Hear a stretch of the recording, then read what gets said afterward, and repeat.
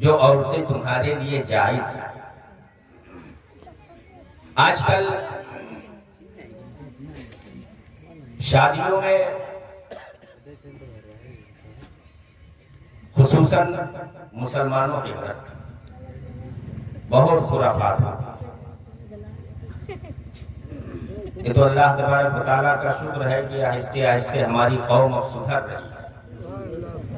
جو اب رت جگہ میں اللہ اور اس کے رسول کا ذکر ہو رہا ہے. اور ایک بات یاد رکھو، جس چیز کی شروعات اللہ اور اس کے رسول کے ذکر سے ہوتی ہے وہ کبھی ناکامل نہیں ہوتی، وہ ادھوری نہیں ہوتی ہے، بلکہ وہ کامل اور مکمل ہوتی ہے. بے شک سبحان اللہ.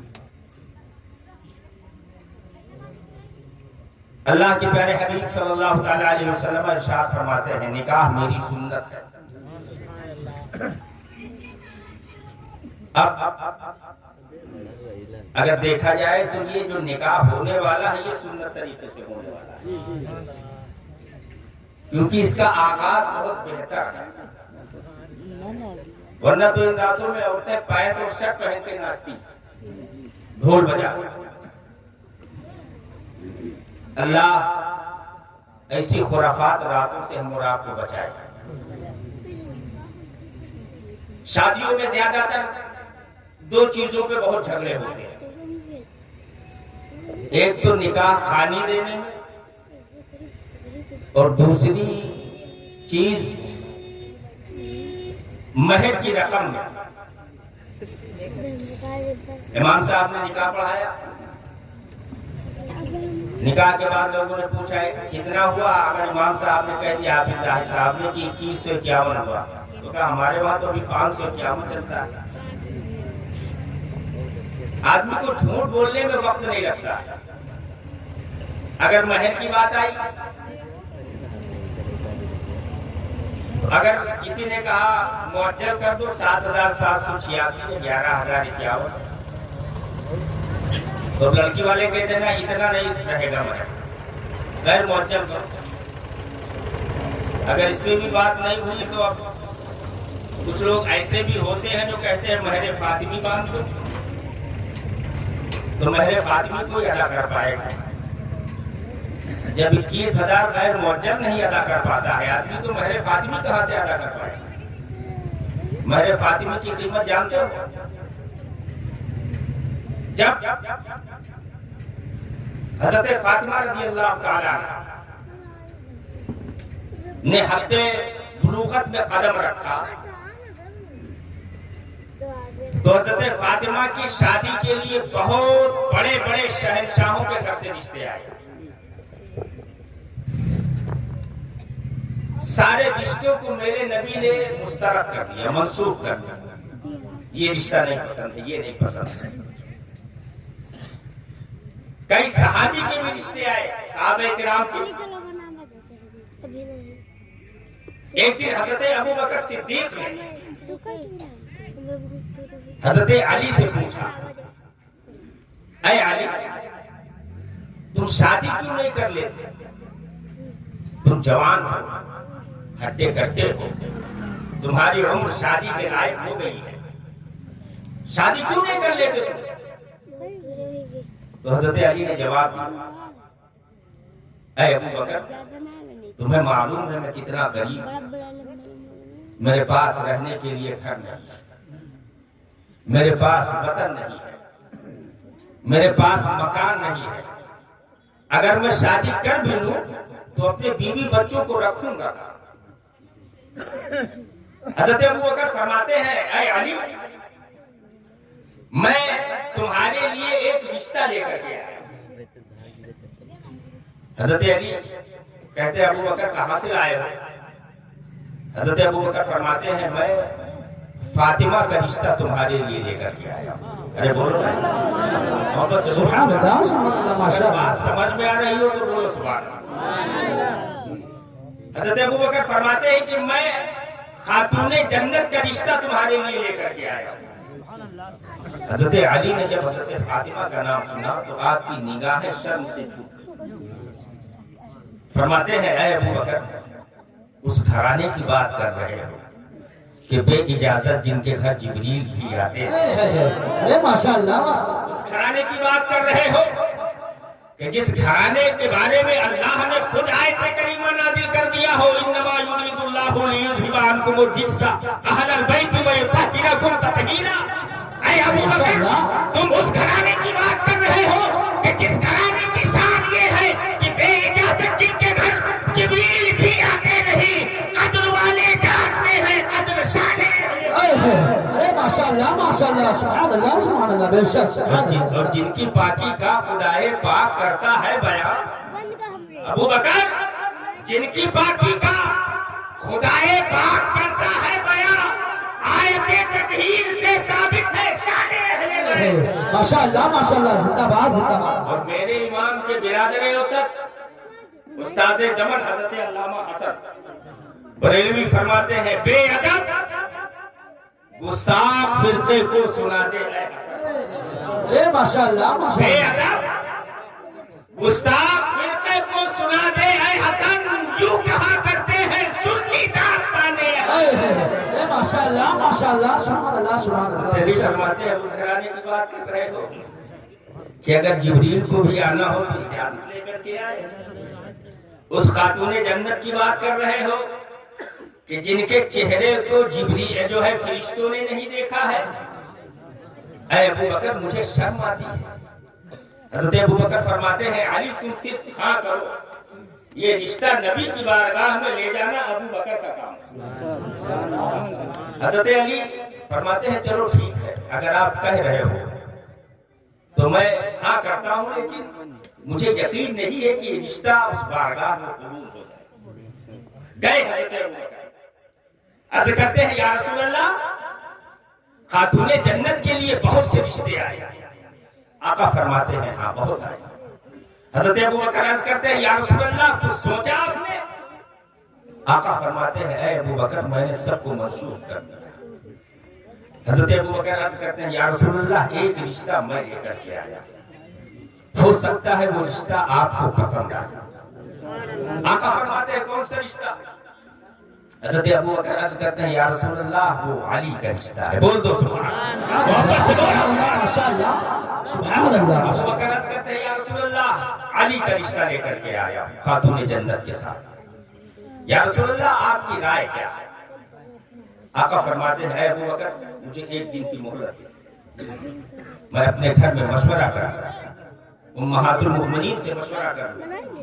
میں فاطمہ سے پوچھوں گا. حضرت ابو بکر عرض کرتے ہیں یا رسول اللہ آپ کا جو حکم. حضرت ابو بکر چلے میرے آقا کاشانہ اقدس میں تشریف لے گئے. امہات المؤمنین ہے سب سے میرے آقا نے رائے لیا. حضرت فاطمہ کو بلایا. اے فاطمہ قریب آئی. خاتون جنت قریب آئی. میرے آقا ارشاد فرماتے ہیں اے فاطمہ میں تمہارے لیے ایک رشتہ لے کر کے آیا. حضرت فاطمہ عرض کرتی ہیں اے بابا جان کون سا رشتہ؟ آقا فرماتے ہیں تمہارے لیے میں علی کا رشتہ لے کر کے آیا. حضرت فاطمہ مسکراتی ہوئی دوسرے کمرے میں چلی گئی. اتنے میں حضرت جبریل تشریف لے آئے. طائر سدرہ بلبل سدرہ کے مکین حضرت جبریل امین تشریف لے آئے. سلام عرض کرتے بارگاہ رسالت. آقا فرماتے ہیں اے جبریل کیسے آنا؟ عرض کرتے ہیں یا رسول اللہ خاتون جنت کے رشتے کی بات چل رہی ہے. آقا فرماتے ہیں کس کے ساتھ میں چل رہی ہے؟ میرے آقا ارشاد فرماتے ہیں علی کے ساتھ میں. یا رسول اللہ آپ کی رائے کیا ہے؟ آپ کی مرضی کیا ہے؟ میرے آقا ارشاد فرماتے ہیں میں مشورہ کر رہا ہوں ابھی. حضرت جبریل عرض کرتے ہیں یا رسول اللہ یہ رب کی مرضی ہے کہ فاطمہ کا نکاح علی کے ساتھ. ارے ماشاءاللہ نعرہ تکبیر نعرہ رسالت مشرق اعلی حضرت فیضان اعلی حضرت جشن شادی خانہ آبادی نعرہ تکبیر. ماشاءاللہ ماشاءاللہ. یہ اللہ کی مرضی ہے کہ فاطمہ کا نکاح کس کے ساتھ کر دیا جائے؟ ہمیں زور سے بولو علی کے ساتھ کر دیا جائے. اب دوسرا دن آیا. حضرت ابو بکر صدیق تشریف لائے. سلام عرض کرتے ہیں میرے آقا ارشاد فرماتے ابو بکر آ گئے. یا رسول اللہ یا رسول اللہ حکم کیا ہے؟ آقا فرماتے ہیں یہ رشتہ منظور ہے اور رب کا حکم ہے کہ فاطمہ کا عقد علی کے ساتھ کر دیا جائے. شادی کرو، نکاح کرو سادگی کے ساتھ. شادی کرو، نکاح کرو سادگی کے ساتھ، جیسے علی کا عقد ہوا فاطمہ کے ساتھ. جی جی بے شک، ماشاءاللہ ماشاءاللہ. اب میرے نبی ارشاد فرماتے ہیں ابو بکر علی کو بلا. حضرت علی آئے بارگاہ رسالت، صحابہ کرام کی انجمن ہے، صحابہ کرام تشریف فرما بیٹھے ہوئے ہیں. آقا ارشاد فرماتے ہیں علی تمہارے پاس مہر ادا کرنے کی قیمت ہے؟ عرض کرتے ہیں یا رسول اللہ مہر ادا کرنے کی بھی قیمت علی کے پاس نہیں. اللہ اکبر، مہر ادا کرنے کی بھی قیمت نہیں ہے. آقا فرماتے ہیں کچھ سامان ہے تمہارے پاس کہ اگر اسے بیچ دو تو تم مہر ادا کر سکو؟ حضرت علی عرض کرتے ہیں یا رسول اللہ میرے پاس 3 سامان ہے. پہلے نمبر پہ گھوڑا جس پر بیٹھ کر میں جنگ کرنے کے لیے جاتا ہوں یا رسول اللہ. دوسرے نمبر پہ میرے پاس تلوار ہے جس سے میں جنگ کرتا ہوں یا رسول اللہ. تیسرے نمبر پہ میرے پاس زرہ ہے، لوہے کا کپڑا جسے پہن کر میں جنگ کرتا ہوں. آقا فرماتے ہیں اے علی تم اپنے گھوڑے کو مت بیچو، اپنی تلوار کو مت بیچو، اپنے زرہ کو تم بیچو. اب حضرت علی زرہ لے کے آئے. آقا فرماتے ہیں کہ کوئی زرہ علی کا خریدے گا؟ ایک صحابی کھڑے ہوئے عرض کرتے ہیں یا رسول اللہ 50 درہم. دوسرے کھڑے ہوئے نے 100 درہم.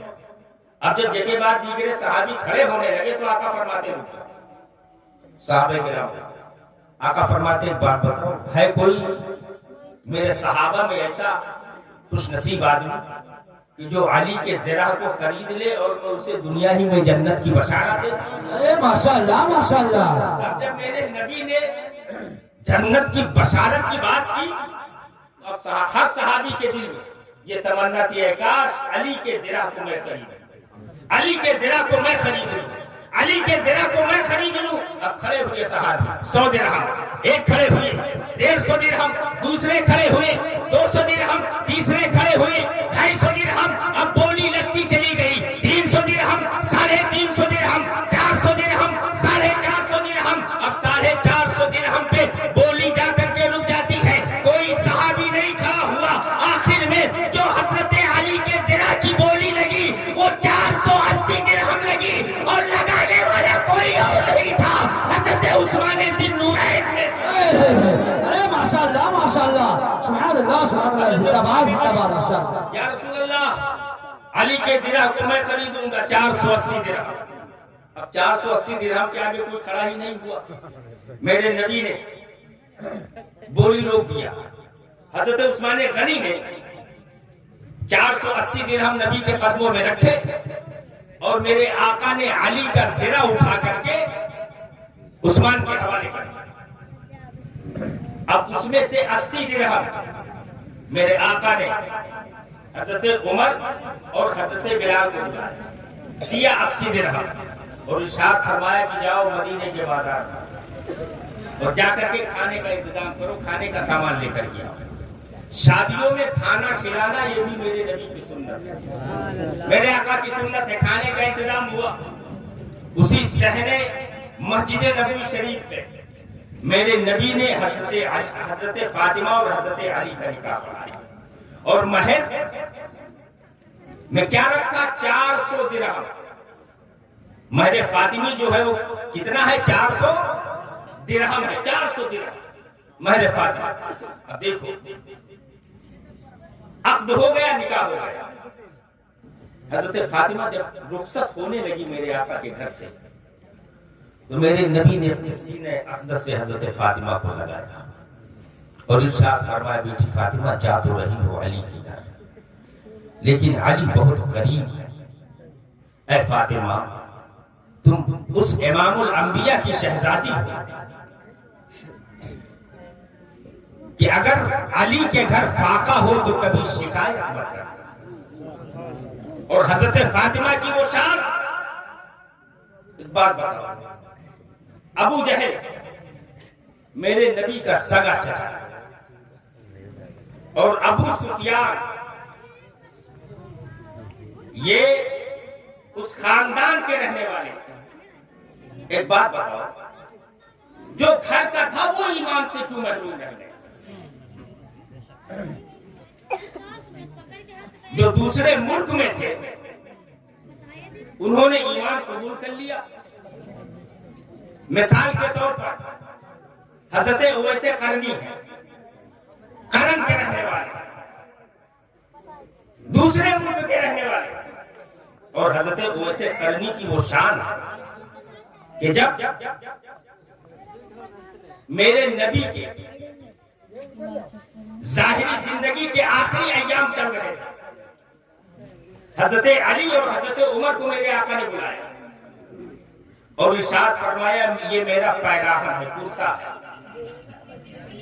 اے عمر اور علی اس پیراہن کو لے جانا قرن، اور قرن میں ایک میرا عاشق ہے جس کو اویس قرنی کہتے ہیں، اس کو لے جا کر کے یہ دے دے اور اس سے کہنا کہ اس کرتے کو پہن کر کے میری امت کے لیے دعائیں مغفرت۔ سبحان اللہ سبحان اللہ ماشاءاللہ سبحان اللہ۔ تو حضرت عمر فاروق اعظم نے عرض کیا یا رسول اللہ میں نے اس آدمی کو دیکھا بھی نہیں ہے جس کے پاس آپ مجھے بھیجنے کا حکم دے رہے ہیں، یا رسول اللہ میں پہچانوں گا کیسے اسے؟ تو میرے آقا فرماتے ہیں اے عمر میں نے بھی اسے نہیں دیکھا، نہ اس نے مجھے دیکھا ہے، لیکن میں ایک نشاندہی بتائے دیتا ہوں۔ ابھی یہی تو علم غیب ہے، یہی علم غیب ہے۔ اعلیٰ حضرت فرماتے ہیں اور کوئی غیب کیا تم سے نہا ہو بھلا، جب نہ خدا ہی چھپا تم پہ کروڑوں درود۔ بے شک سبحان اللہ سبحان اللہ۔ اعلیٰ حضرت فرماتے ہیں کہ جو ہم اور آپ کھا رہے ہیں یہ میرے نبی کا صدقہ ہے، اللہ اپنے محبوب کے صدقے میں ہم اور آپ کو کھلا رہا ہے اور پلا رہا ہے۔ اللہ کے پیارے حبیب ارشاد فرماتے ہیں واللہ یعطی وانا قاسم، اللہ عطا کرنے والا ہے میں تقسیم کرنے والا ہوں، بانٹنے والا ہوں۔ اعلیٰ حضرت فرماتے ہیں یا رسول اللہ خلق کے حاکم ہو تم، ماشاءاللہ ماشاءاللہ، خلق کے حاکم ہو تم، رزق کے قاسم ہو تم، جو ملا تم سے ملا تم پہ کروڑوں درود۔ آقا نے فرمایا کہ قرن چلے جانا، وہ ایسے قرنی وہ صحرائے قرن میں تمہیں ملے گا، بال بکھرے ہوئے ہوں گے، داڑھی گرد آلود ہوگی، ننگے پیر ہوگا، اس کے داہنے ہاتھ میں ایک نشان ہوگا، وہی وہ ایسے قرنی ہوگا۔ دیکھو میرے آقا کی مثال با کمال کے بعد اب یہ ایسے عاشق ہوئے وہ ایسے قرنی کہ جب جنگ احد میں میرے نبی کا دندان مبارک شہید ہوا تو ویسے قرنی نے جب سنا تو اپنے پورے منہ کے دانت توڑ، تو یہ ادا اتنی پسند آئی کہ ان کو امام التابعین کا لقب دے دیا۔ یہ دیکھو قرن میں رہ کر کے نبی کے عاشق ہو گئے اور ابو جہل گھر میں رہ کر کے محروم رہ گئے کہ ابو جہل بڑا بدقسمت تھا، میں خانے میں تھا محروم رہا، میں خانے میں تھا محروم رہا، اور گھر بیٹھے ویسے قرنی نے، گھر بیٹھے ویسے قرنی نے پی عشق نبی کا جام لیا، ویسے قرنی نے پی عشق نبی کا جام لیا۔ ماشاءاللہ ماشاءاللہ، تم کتنے خوش نصیب ہو یار۔ اللہ فرماتا ہے کنتم خیر امت اخرجت للناس، اے میرے محبوب کے امتیوں تم بہترین امت ہو۔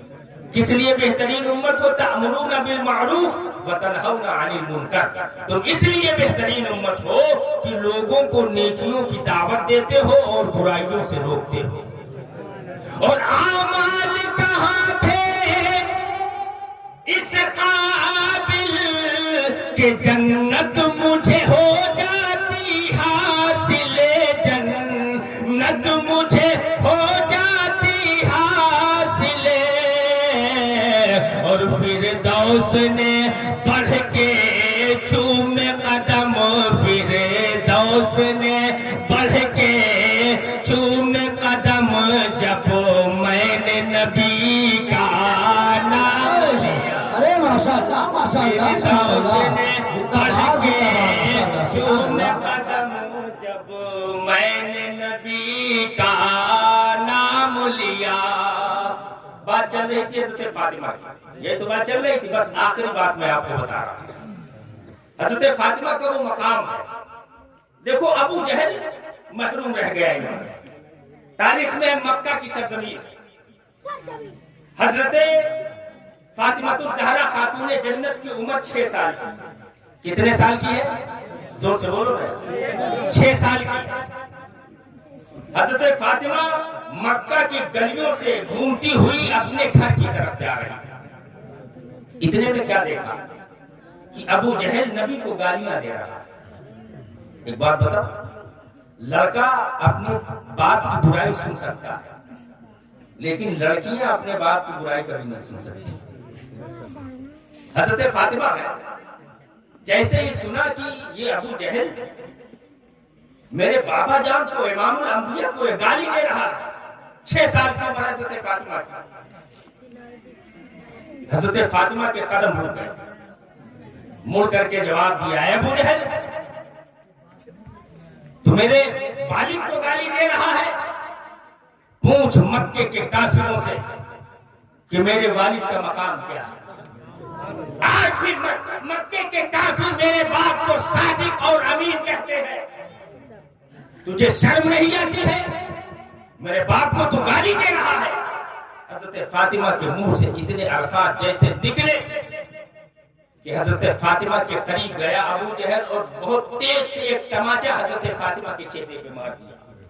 6 سال کی عمر، حضرت فاطمہ درد سے تڑپ گئی اور روتی ہوئی جلدی جلدی اپنے گھر کی طرف بڑھتی ہے۔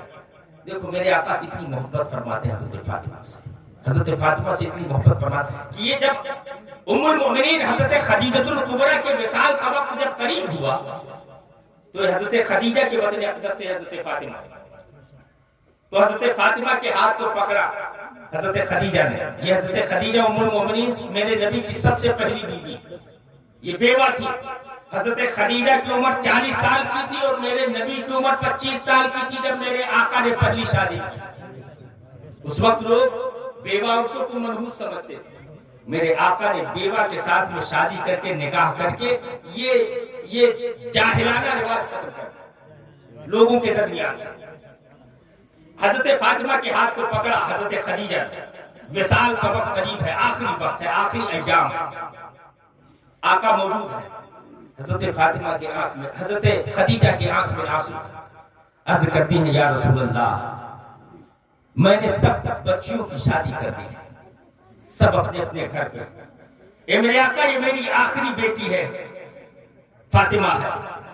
یا رسول اللہ میں نے سب بچیوں کو ماں کا پیار دیا ہے، اے میرے آقا میں دنیا سے جا رہی ہوں اور میرے بعد فاطمہ کو آپ کو باپ کا بھی پیار دینا ہے اور ماں کا بھی پیار۔ ماشاءاللہ ماشاءاللہ، زندہ باد زندہ باد، سبحان اللہ سبحان اللہ، ماشاءاللہ۔ فاطمہ سے بڑی محبت فرماتے تھے حضرت فاطمہ، جب ہنستی تھی نا تبھی میرے نبی خوشی کے آنسو میرے نبی کے چشمان نبوت سے گرنے لگتے تھے، اور میرے حضرت فاطمہ جب روتی تھی تو میرے آقا کے چشمان نبوت سے غم کے آنسو گرنے لگتے تھے۔ حضرت فاطمہ کے چہرے پر تماچا لگایا اس نے، ابو جہل نے۔ حضرت فاطمہ درد سے بلبلا گئی، دوڑتی ہوئی اپنے گھر کی طرف گئی۔ میرے آقا صحن میں بیٹھے ہوئے ہیں چٹائی پر، جیسے دیکھا کہ فاطمہ روتی ہوئی آ رہی ہے، جیسے چوکھٹ کے اندر حضرت فاطمہ نے قدم رکھا، میرے نبی نے اپنے باہوں کو کھول دیا، حضرت فاطمہ دوڑتی ہوئی نبی کے سینے اقدس سے چپک جاتی ہے، رونے لگتی ہے۔ میرے آقا بھی رو رہے ہیں، میرے نبی ارشاد فرماتے ہیں اے بیٹی فاطمہ کیوں رو رہی ہو؟ حضرت فاطمہ عرض کرتی ہے میرے بابا میں مکہ کی گلیوں سے آ رہی تھی، ابو جہل آپ کو گالی دے رہا تھا، میں نے اس سے منع کیا، اس نے میرے چہرے پر بہت تیز سے تماچا لگایا ہے، یا رسول اللہ تکلیف کی وجہ سے میں رو رہی ہوں۔ اے میرے بابا جان، اے میرے ابا امام الانبیاء، آپ اس کا بدلہ لیجئے، آپ بھی اس چیز کا بدلہ لیجیے، آپ بھی اسے مانیے۔ میرے آقا ارشاد فرماتے ہیں اے بیٹی فاطمہ، میرے گھر کی یہ ریت نہیں ہے کہ میں کسی سے بدلہ لوں۔ دیکھو مکہ والوں نے مجھے گالیاں دی، میں نے کسی سے بدلہ نہیں لیا۔ طائف کے میدان میں لوگوں نے میرے اوپر پتھروں کی بارش کی، میں نے کسی سے بدلہ نہیں لیا۔ لوگوں نے میرے جو ہے مجھے قتل کرنے کا ارادہ کیا، لیکن میں نے کسی سے بدلہ نہیں لیا۔ اے فاطمہ، میرے گھر کی یہ ریت نہیں ہے کہ کسی سے بدلہ لیا جائے۔ ہاں، اگر تمہیں بدلہ لینا ہو تو یہ شکایت مجھ سے مت کرو، جاؤ اپنے چچا ابو سفیان سے، جاؤ اپنے چچا ابو سفیان سے کرو۔ ابھی ابو سفیان بھی ایمان نہیں لائے تھے، حالت کفر میں تھے۔ حضرت فاطمہ ننھی عمر ہے، 6 سال کی عمر ہے، اپنے چھوٹے چھوٹے قدموں کو بڑھاتی ہوئی دوڑتی ہوئی ابو سفیان کے دروازے پر پہنچتی ہے۔ کنڈی کھٹکھٹائی، ابو سفیان آئے، دروازہ کھولا، دیکھا حضرت فاطمہ ہے، رو رہی ہے، آنکھیں سرخ ہے۔ فوراً گود میں اٹھاتے ہیں ابو سفیان، بیٹی فاطمہ کیوں رو رہی ہے؟ کس نے تمہیں پریشان کیا ہے؟ کسی نے تمہیں مارا ہے؟ حضرت فاطمہ فرماتی ہے چچا، میں مکہ کے گلیوں سے آ رہی تھی، ابو جہل میرے بابا کو گالیاں دے رہا تھا، میں نے پلٹ کے جواب دیا کہ کیوں تو میرے بابا کو گالی دے رہا ہے؟ اتنا جیسے میں نے کہا کہ ابو جہل نے میرے چہرے پر بڑی کس کے تماچا مار دیا ہے۔ اے بابا، اے چچا، یہ شکایت میں نے اپنے بابا امام الانبیاء سے کی تو میرے بابا نے مجھ سے کہا جا کر کے اپنے چچا ابو سفیان سے یہ شکایت کرو۔ جیسے حضرت فاطمہ نے اتنی بات کہا، ابو سفیان کے آنکھوں میں غضب کے ڈورے پڑ گئے، آپ غصے سے ایک دم بے قابو ہو گئے۔ حضرت فاطمہ کو گود میں اٹھایا، سینے سے لگایا، ابو جہل کے گھر کی طرف چل دیتے ہیں۔ ابو جہل گھر میں موجود ہے، کنڈی کھٹکھٹائی، ابو جہل آتا ہے دروازہ کھولنے کے لیے۔ جیسے دروازہ کھولا، کیا دیکھا؟ ابو سفیان ہے، ابو سفیان کے گود میں حضرت فاطمہ ہے۔ ابو جہل نے کہا اے ابو سفیان، کیا ہوا؟ کیوں تم آئے ہو؟ حضرت ابو سفیان ہے، ارشاد فرماتے ہیں اے نابکار ابو جہل، تجھے شرم نہیں آئی؟ 6 سالہ بچی کے چہرے پر اتنی کس کے تو نے تماچا لگایا ہے، آخر کیوں مارا تو نے اسے؟ حضرت ابو سفیان کے کہنے پر اس نے کہا کہ یہ مجھ سے لڑکی یہ زبان درازی کر رہی تھی۔ حضرت ابو سفیان فرماتے ہیں اے بیٹی فاطمہ، اس نے تیرے چہرے پر تماچا لگایا ہے، تیرا چچا ابو سفیان تجھے اجازت دے رہا ہے کہ تو بھی اس کے چہرے پر تماچا لگا دے۔ اللہ اکبر! جیسے حضرت فاطمہ سنتی ہے، ارشاد فرماتی ہے اے میرے چچا، یہ میرے گھر کی ریت نہیں ہے کہ کسی سے بدلہ لیا جائے۔ میرے بابا جان امام الانبیاء نے یہ سبق مجھے نہیں دیا ہے۔ اتنا جیسے حضرت فاطمہ نے کہا، حضرت ابو سفیان ابو جہل سے کہتے ہیں اے بے وقوف مردود ابو جہل، سبق لے لے چھوٹی سی بچی سے، دیکھیں کس طریقے سے بات کر رہی ہے۔ اتنا کہا، پھر حضرت ابو سفیان نے ابو جہل کے چہرے پر بڑی کس کے تماچا لگایا اور حضرت فاطمہ کو اپنی گود میں لیا، کاشانہ اقدس کی طرف چل دیتے ہیں۔ جیسے ہی چوکھٹ پہ قدم رکھا، میرے آقا کی لگتے جگر حضرت فاطمہ گود سے نیچے اتری اور پھر دوڑتی ہوئی نبی کے قریب بڑھتی ہے۔ پھر میرے آقا اپنے باہوں کو کھول دیتے ہیں۔ ابھی تھوڑی دیر پہلے غم کی وجہ سے رو رہی تھی حضرت فاطمہ، تب بھی میرے آقا رو رہے ہیں۔ اب فاطمہ کے آنکھوں میں خوشی کے آنسو ہے، تب بھی میرے نبی رو رہے ہیں، اور باہوں کو کھول دیا۔ حضرت فاطمہ جاتی ہے، سینے سے چپک جاتی ہے۔ آپ ارشاد فرماتے ہیں اے بیٹی فاطمہ، اب تمہارے آنکھوں میں کیسے آنسو ہے؟ عرض کرتے ہیں بابا جان، اب تو یہ خوشی کے آنسو ہے، کیونکہ میرے چچا ابو سفیان نے اس چیز کا بدلہ لے لیا ہے۔ جیسے ہی میرے نبی نے اس کا سنا، فوراً اپنے نورانی ہاتھوں کو دعا کے لیے اٹھایا اور ارشاد فرماتے ہیں میرے آقا اے اللہ، ابو سفیان نے مجھے خوش کیا ہے، رب قدیر تو اسے خوش کر دینا حشر کے میدان میں۔ نعرے تکبیر، نعرے رسالت، مشرق اعلی حضرت، شان مصطفیٰ، عظمت مصطفیٰ، اخلاق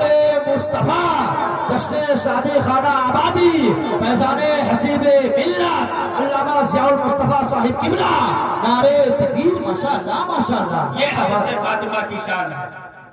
جانتے ہو میدان محشر کو ہاتف غیبی سے آواز آئے گی ایک منادی ندا کرے گا، اے محشر والو اپنے نگاہوں کو نیچی کر لو۔ لوگ پوچھیں گے مالک مولا نگاہوں کو کیوں نیچی کر لیں، اپنے آنکھوں کو کیوں بند کر لیں؟ رب فرمائے گا تمہیں معلوم نہیں آج میرے محبوب کے لہتے جگر خاتون جنت کی سواری گزرنے والی ہے اس راستے سے، اپنے نگاہوں کو نیچی کر لو۔ یہ حضرت فاطمہ کا مقام ہے۔ اور حضرت فاطمہ اللہ اکبر، ایک آخری بات میں آپ کو بتاتا چلوں، حسنین کریمین کے بچپن کا عالم ہے۔ حضرت علی شیر خدا ہے، مدینے کی سرزمین ہے۔ حضرت علی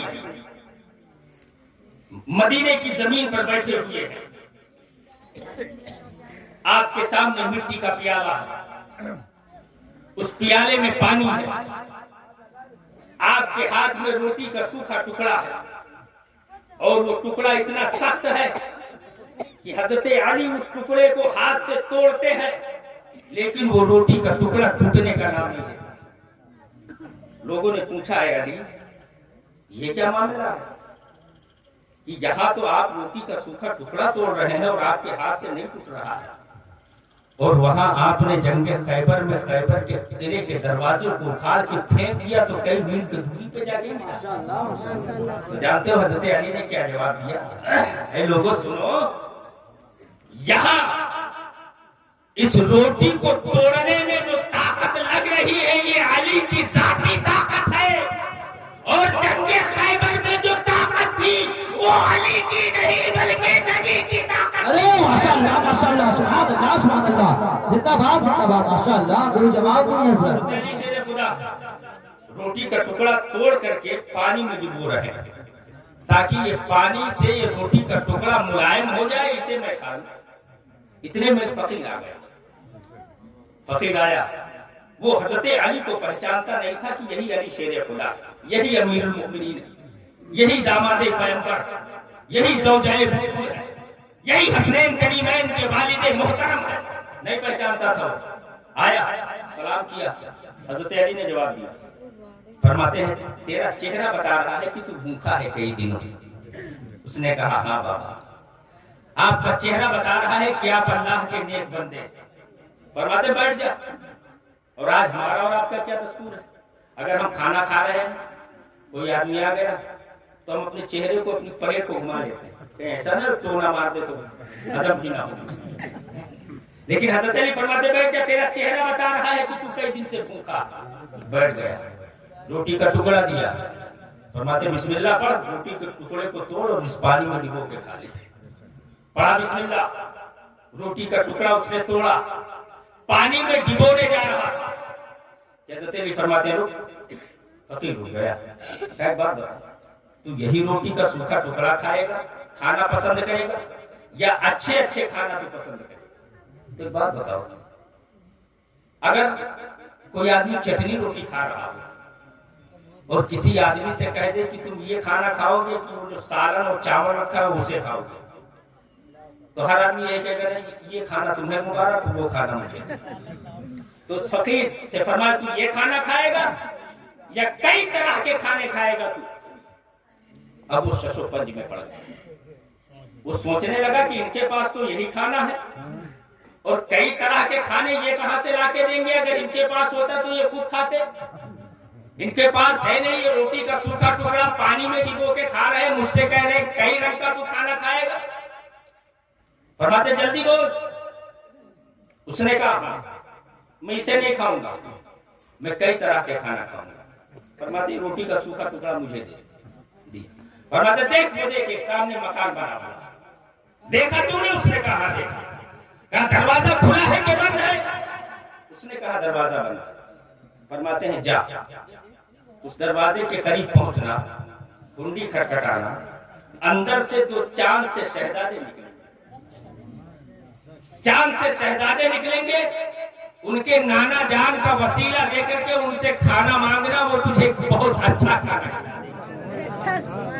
اب جلدی سے روٹی کا سوکھا ٹکڑا علی کے سامنے رکھا اور بھگا ہو چکی، گیا، گھر کا دروازہ بند، کنڈی کھٹکھٹائی، امام حسن امام حسین نکلے، بولو سبحان اللہ، ارے محبت سے بولو حسینیو سبحان اللہ بولو سبحان اللہ. نکلے، سلام کیا فقیر نے، حسنین کریمین نے جواب دیا. اس نے کہا اے شہزادو تمہارے نانا کا وسیلہ دے کر کے میں تم سے کھانا مانگ رہا ہوں، کئی دن کا بھوکا ہوں، مجھے کھانا کھلا. امام حسین نے جب سنا فرماتے بہت اچھی جگہ پہ آیا، آ اندر آ، بیٹھ جا. بیٹھ گیا، دسترخوان بچھایا، گئے اندر خاتون جنت کی بارگاہ میں. امام حسین عرض کرتے ہیں امی ایک فقیر آیا ہے، اس کا چہرہ بتا رہا ہے کئی دن سے وہ بھوکا ہے. امی جان نانا کا وسیلہ دے کر کے وہ کھانا مانگ رہا ہے. حضرت فاطمہ فرماتی ہیں دسترخوان بچھاؤ، بچھا دو اسے. دسترخوان بچھایا، بچھا دیا، کئی طرح کے کھانے دسترخوان پہ مزین کر دیے، رکھ دیے گئے. اب جب اپنی عمر میں پہلی بار اس نے اتنے رنگ کے کھانے دیکھے تھے فقیر نے، تب وہ شش و پنج میں سوچ میں کہ میں ادھر سے شروع کروں کہ ادھر سے شروع کروں، ادھر سے شروع کروں کہ ادھر سے شروع کروں. امام حسین فرماتے ہیں کیا دیکھ رہا ہے، پڑھ بسم اللہ الرحمن الرحیم، شروع ہو جائے دسترخوان. پڑھا بسم اللہ الرحمن الرحیم، شروع ہو گیا، سارا کھانا صاف کر دیا. کئی دن کا بھوکا تھا، جب شکم سیر ہو گیا، پیٹ بھر گیا اس کا، ہاتھ دھل لیا، جب چلنے لگا اس نے کہا اے شہزادے ایک بات میں کہنا چاہتا ہوں. امام حسین فرماتے ہیں کون سی بات؟ اس نے کہا اے شہزادے ایک خوراک کھانا مجھے ہو گیا. بولو نا سبحان اللہ سبحان اللہ. زندہ ہو تو بولو سبحان اللہ. اگر ہم قبرستان میں بیٹھے مردوں کو تقریر سنا رہے ہیں تو چپ چاپ بیٹھ جاؤ، بولو محبت سے سبحان اللہ. اے شہزادے ایک خوراک کھانا مجھے اور دے دے. امام حسین فرماتے کہ ابھی کچھ گنجائش رہ گئی ہے کسی طرف. اس نے کہا میں تو شکم سیر ہو گیا. کہا پھر؟ کہا میں اس آدمی کے لیے کھانا لے جانا چاہتا ہوں جس نے مجھے اس گھر کا پتہ بتایا. ماشاءاللہ، جس نے مجھے اس گھر کا پتہ بتایا ہے.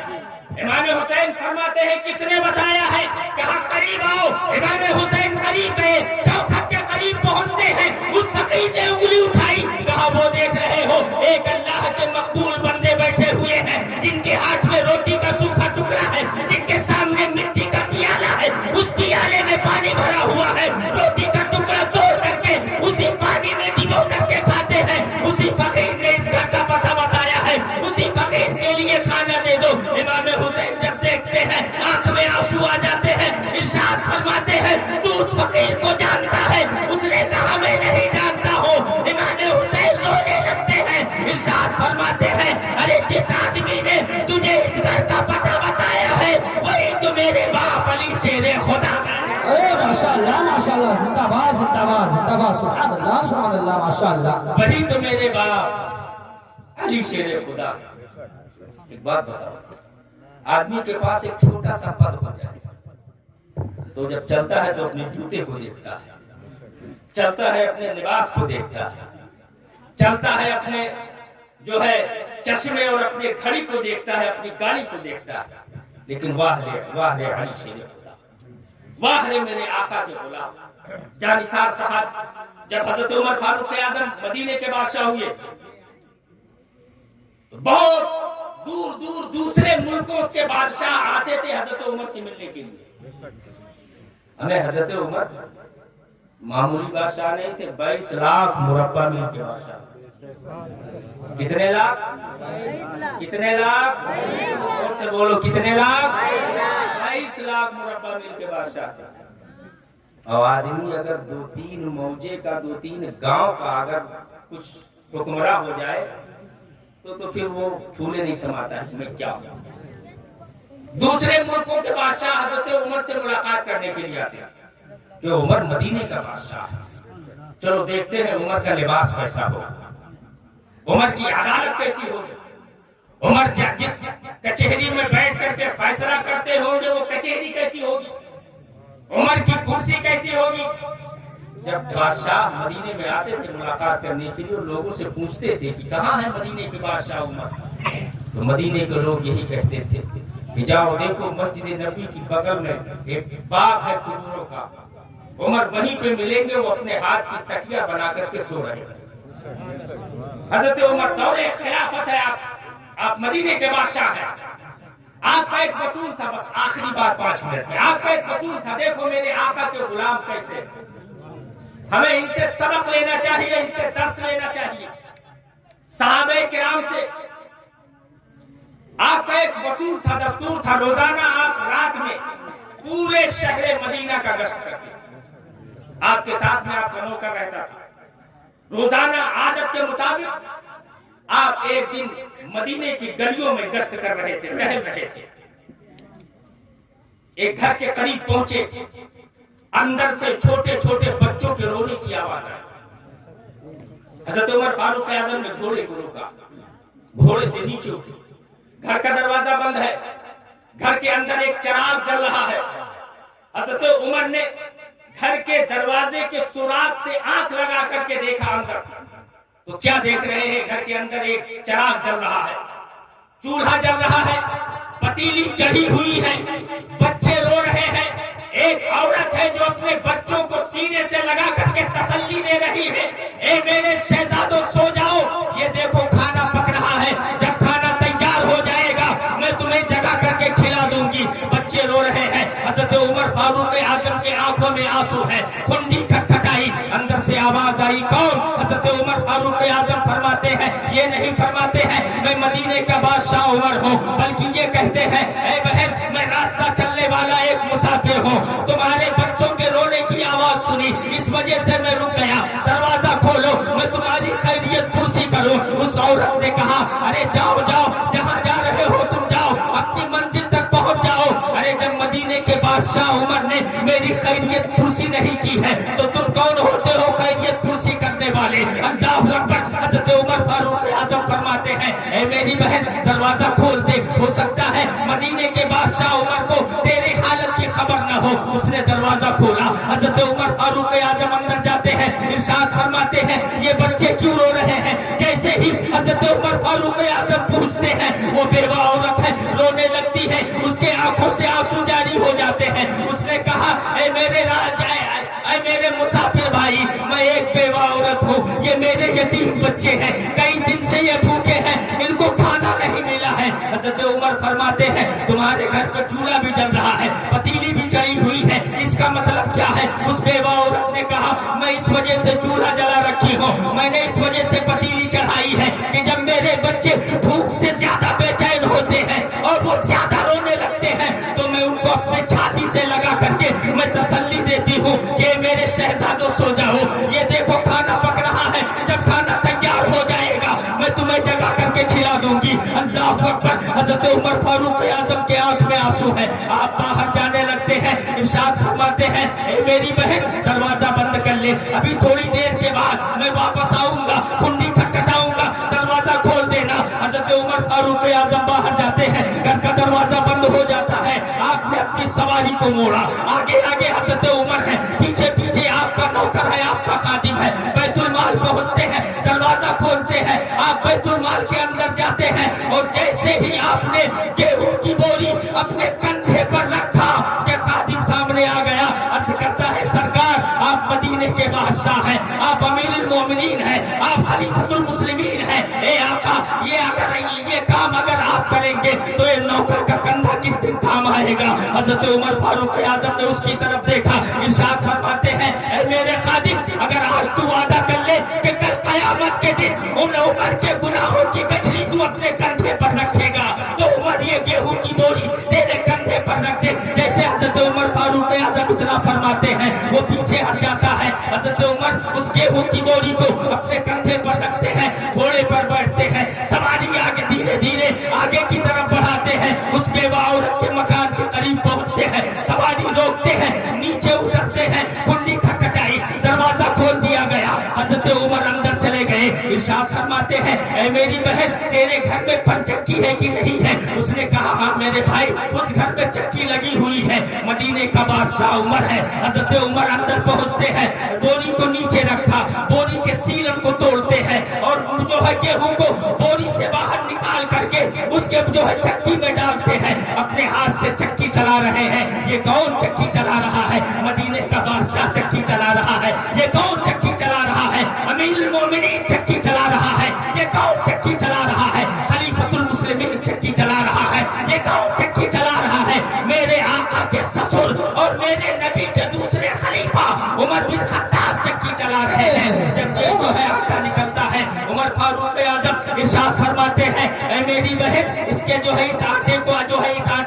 گوندھ لے، روٹیاں پکا لے۔ اس عورت نے جلدی سے آٹے کو گوندھا، روٹیاں پکایا، خود کھایا، بچوں نے کھایا۔ جب بچوں کا پیٹ بھر گیا تو بچے مسکرانے لگے۔ جب بچے مسکراتے ہیں تو ماں کی مامتا طرف جاتی ہے، اس نے اپنے آنچل کو ہاتھ میں لیا اور عرض کرتی ہے، اے بار الہ، میں تیری بارگاہ میں شکایت کرتی ہوں کہ مدینے کا بادشاہ عمر لاپرواہ ہو گیا ہے۔ رب قدیر، اس نے اس بیوہ عورت کی خیریت پرسی نہیں کی۔ مالک و مولا، میں دعا کرتی ہوں کہ مدینے کے بادشاہ عمر کو بادشاہت کی کرسی سے ہٹا کر کے اس مسافر کو بادشاہت کی کرسی پر۔ اے ہے نعرہ تکبیر، نعرہ رسالت، مسلک اعلی حضرت، فیضان اعلی حضرت، فیضان حضور تاج الشریعہ، جشن شادی خانہ آبادی، علامہ ضیاء المصطفیٰ صاحب قبلہ، علامہ مفتی سہیل اختر صاحب قبلہ، علامہ محمد منصور رضا صاحب قبلہ، نعرہ تکبیر، ماشاءاللہ ماشاءاللہ۔ عرض کرتے ہیں مولا، مدینے کا بادشاہ عمر لاپرواہ ہو گیا ہے، اس نے اس بیوہ کی خیریت پرسی نہیں کی ہے۔ رب قدیر، میں تیری بارگاہ میں دعا کرتی ہوں کہ عمر کو بادشاہت کی کرسی سے ہٹا کر کے اس مسافر کو مدینے کا بادشاہ بنا دے۔ جیسے حضرت عمر فاروق اعظم سنتے ہیں، آپ مسکراتے ہیں، ارشاد فرماتے ہیں، اے میری بہن، جس عمر کے لیے تو بد دعا کر رہی ہے وہی عمر تیرے سامنے کھڑا ہے۔ ماشاءاللہ ماشاءاللہ، سبحان اللہ سبحان اللہ۔ میرے دینی بھائیوں، یہ اسلام اس طریقے سے نہیں پھیلا ہے، بڑی محنت و مشقتوں سے پھیلا ہے۔ بہت میرے نبی کے جسم اقدس پہ کافروں نے پتھر برسائے، میرے نبی نے ان کو دعائیں دی، گالیاں دی، میرے نبی نے ان کو دعائیں دی۔ نبی اعظم نے اس جہاں میں پیام مولا سنا کے چھوڑا۔ جو جھک رہے تھے بتوں کے آگے، خدا کے آگے جھکا کے چھوڑا۔ عمر تھے غصے میں چور اپنے، چلے تھے آقا کو قتل کرنے، ہمیں نگاہ لطف و کرم اٹھی تو انہیں بھی کلمہ پڑھا۔ ماشاءاللہ ماشاءاللہ۔ میرے دینی بھائیوں، بس یہ میری تقریر نہیں بلکہ تبلیغ تھی۔ اب تقریر خصوصی خطاب ہوگا مجاہد سنیت، ناشر مسلک اعلی حضرت علامہ سہیل اختر صاحب قبلہ کا۔ استغفر اللہ رب من کل ذنب و اتوب الیہ۔ سب لوگ بآواز بلند کلمہ طیبہ میرے ساتھ پڑھیے، لا الہ الا اللہ محمد رسول اللہ صلی اللہ علیہ وسلم۔